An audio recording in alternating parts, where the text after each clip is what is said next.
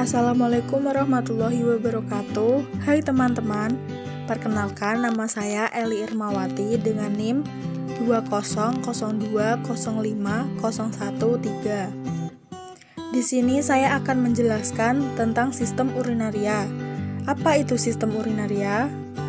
Sistem urinaria adalah serangkaian organ tubuh yang berfungsi dan bertanggung jawab terhadap pembentukan sekresi berupa urin, meliputi ginjal, ureter, kandung kemih, dan uretra.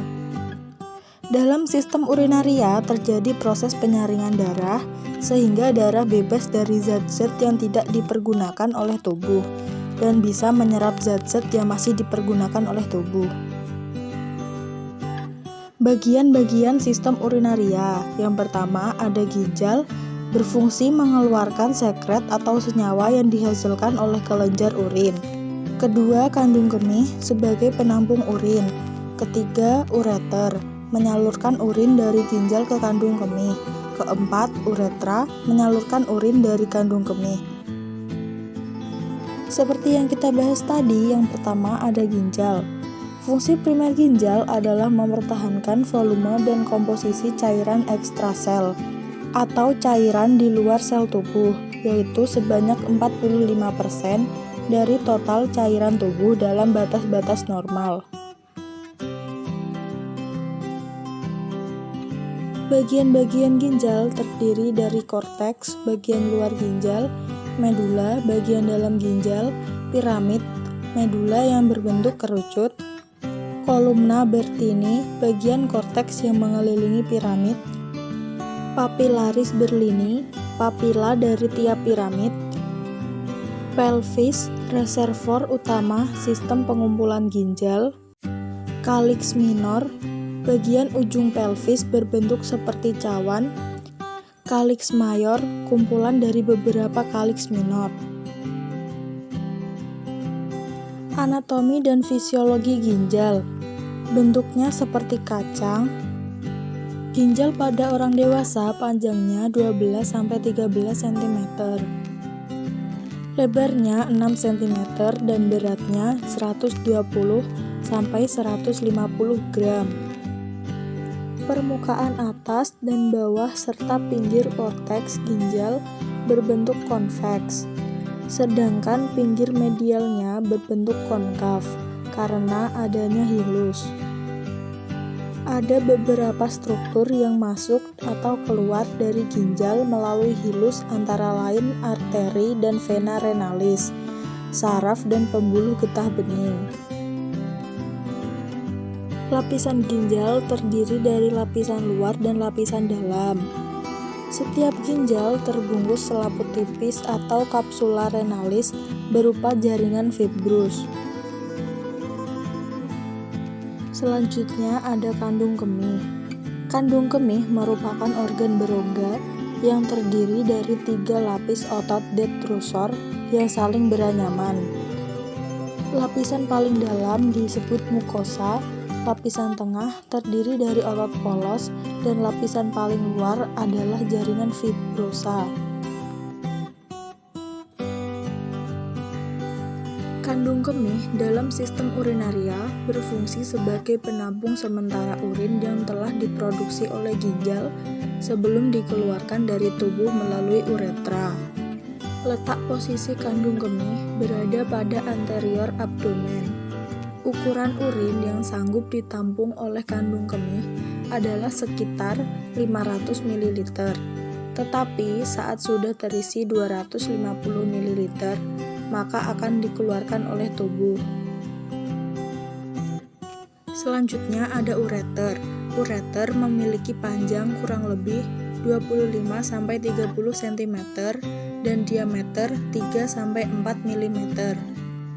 Ureter memiliki fungsi sebagai jalur sekresi dari ginjal menuju kandung kemih. Ureter merupakan lanjutan pelvis renal menuju distal dan bermuara pada fiska urinaria. Ureter terdiri dari 2 bagian. Pars abdominalis berada di dalam rongga abdomen. Pars pelvina di dalam rongga pelvis. Lapisan dinding ureter terdiri dari lapisan luar, yaitu jaringan ikat atau fibrosa, dan lapisan dalam, yaitu otot polos. Lapisan dinding ureter terjadi gerakan peristaltik tiap 5 menit sekali yang mendorong urin melalui ureter. Terakhir ada uretra. Uretra merupakan sebuah saluran yang berfungsi sebagai saluran keluaran urin yang tertampung dari vesika urinaria. Pada pria berfungsi juga dalam reproduksi sebagai saluran pengeluaran air mani.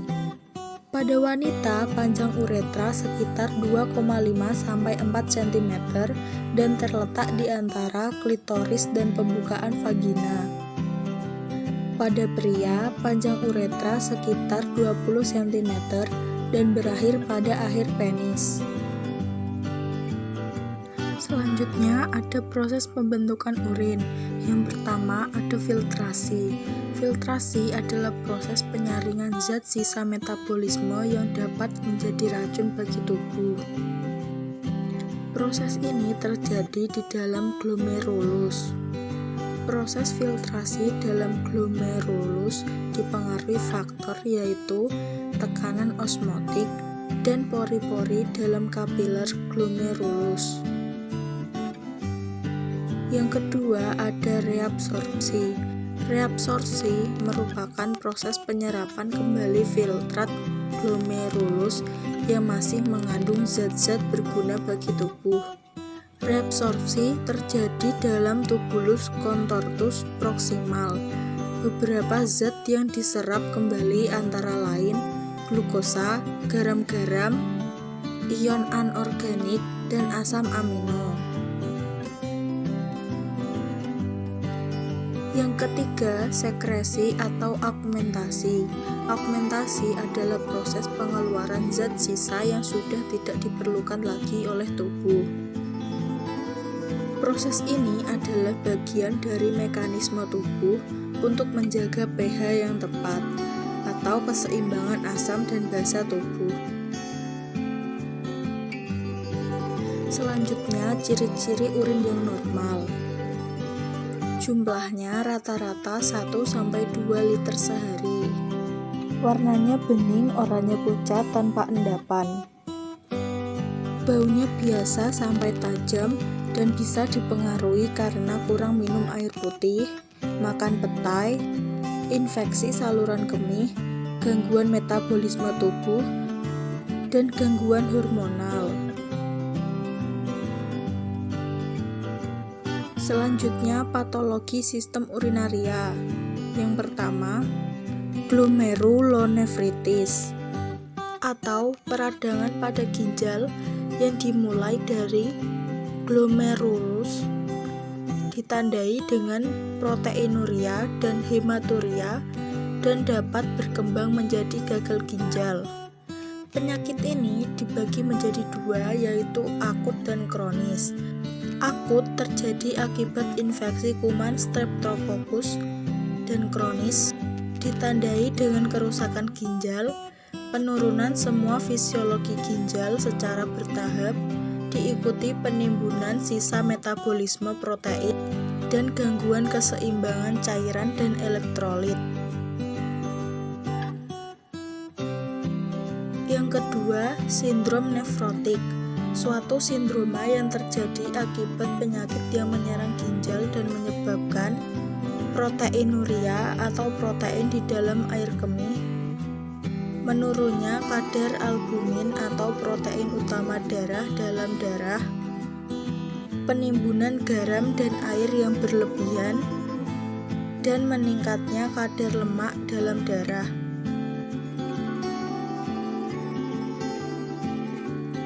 Yang ketiga, nefritis.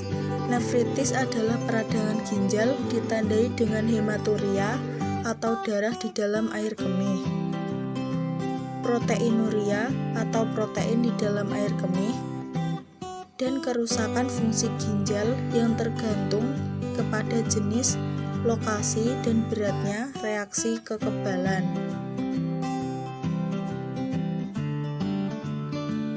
Yang keempat, gagal ginjal. Gagal ginjal adalah penyakit di mana fungsi organ ginjal mengalami penurunan. Ginjal tidak lagi mampu bekerja sama sekali dalam hal penyaringan, pembuangan elektrolit tubuh, menjaga keseimbangan cairan dan zat kimia tubuh seperti zodium dan kalium di dalam darah atau produksi urin.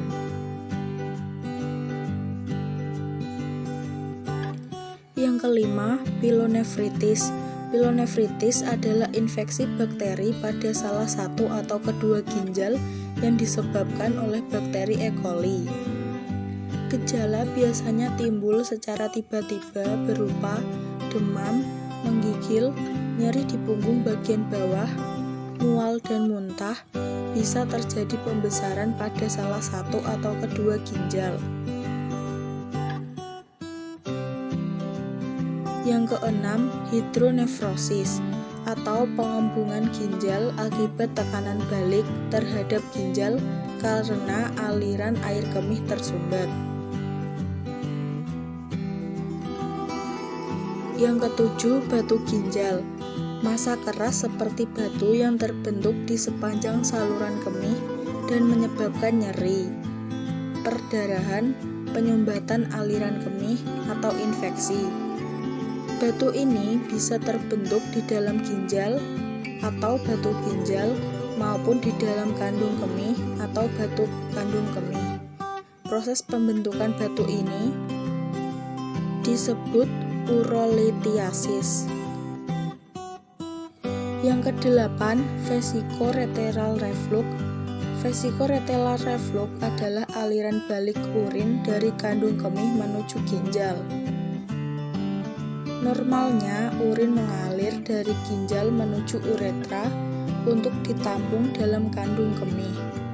Kondisi ini biasanya tidak menimbulkan dampak jangka panjang, tapi anak-anak yang mengalaminya lebih rentan terkena infeksi saluran kemih. Ini disebabkan karena aliran balik urin dapat membawa bakteri dalam urin masuk ke dalam saluran kemih atas atau bahkan ginjal. Jika terus dibiarkan, kondisi ini dapat mengakibatkan infeksi, luka, hingga penyakit ginjal. Yang kesembilan, sistitis. Sistitis adalah peradangan di kandung kemih yang menimbulkan rasa nyeri ketika buang air kecil. Sistitis yang disebabkan oleh infeksi atau disebut dengan infeksi kandung kemih paling sering disebabkan oleh bakteri E. coli. Ketika bakteri ini masuk ke kandung kemih, bakteri ini bisa menyebabkan peradangan. Yang ke-10, uretritis. Uretritis adalah peradangan atau pembengkakan yang terjadi pada uretra. Kondisi ini menyebabkan dorongan untuk buang air kecil semakin meningkat dan penderita akan merasa nyeri ketika buang air kecil. Uretritis merupakan salah satu jenis infeksi menular seksual. Yang terakhir, struktur uretra. Struktur uretra adalah kondisi penyempitan uretra yang menghambat aliran urin. Kondisi ini umumnya terjadi pada pria. Struktur uretra disebabkan oleh radang atau adanya bekas luka pada uretra. Radang atau bekas luka tersebut dapat terjadi akibat berbagai faktor, seperti prosedur medis yang memasukkan alat ke uretra, seperti endoskopi uretra. Demikian penjelasan sistem urinaria dari saya. Terima kasih telah menonton. Wassalamualaikum warahmatullahi wabarakatuh.